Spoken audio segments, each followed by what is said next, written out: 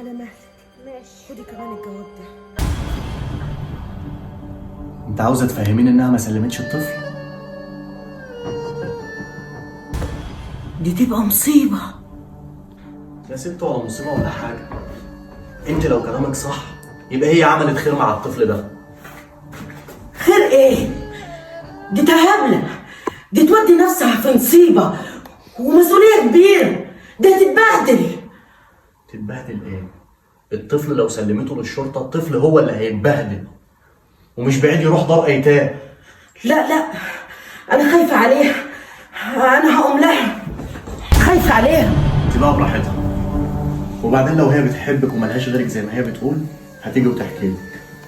سيبك من الموضوع ده دلوقتي، خليه بعدين. حضري لي الطقم الاسود بتاعي عشان المفروض رايح مشوار مهم دلوقتي. حاضر.